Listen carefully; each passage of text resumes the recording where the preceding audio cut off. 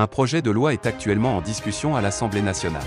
Ce projet vise à instaurer une taxe sur les transferts d'argent au Cameroun. Cette loi n'arrange pas les Camerounais, selon le président du MRC.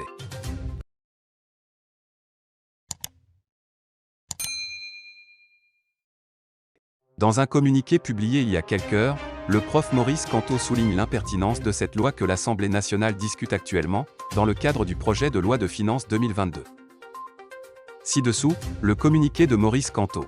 Le projet de loi des finances 2022 en discussion à l'Assemblée nationale pour adoption actuellement dispose en son chapitre 4 l'institution d'une taxe sur les transferts d'argent, tant sur les dépôts que sur les retraits.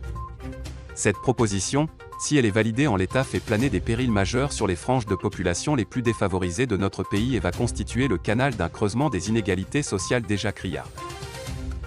Les coûts des opérations financières par téléphonie mobile au Cameroun comptent parmi les plus élevés sur le continent.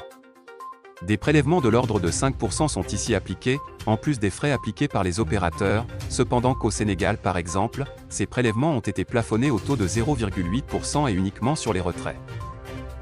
En intégrant les transferts par téléphonie mobile dans le projet de loi de finances 2022, le gouvernement camerounais se place en porte-à-faux par rapport aux objectifs du millénaire pour le développement, OMD, des Nations Unies, transformés en objectifs de développement durable, ODD, qui ont préconisé ce moyen et la microfinance comme instrument d'inclusion financière des populations vulnérables et défavorisées. Le Cameroun s'engage ainsi désormais à œuvrer pour l'exclusion financière des populations démunies par l'accentuation du plafond des prélèvements et leur duplication tant sur les transferts entrants que ceux sortants. L'entrée en vigueur des accords de partenariat économique, APE, il y a 5 ans a causé une baisse drastique des recettes douanières de l'État qui utilise désormais l'élargissement de l'assiette fiscale en défaveur des pauvres pour compenser son manque à gagner.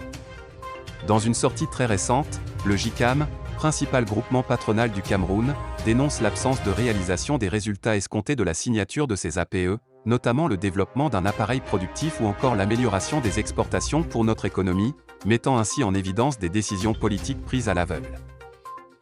Le Mouvement pour la Renaissance du Cameroun, MRC, constate ainsi pour le regretter une politique sociale du gouvernement actuel orientée vers la protection des plus nantis qui usent de l'argent du contribuable pour leur confort personnel. Il appelle donc au retrait pur et simple de cette disposition du texte de la loi des finances 2022.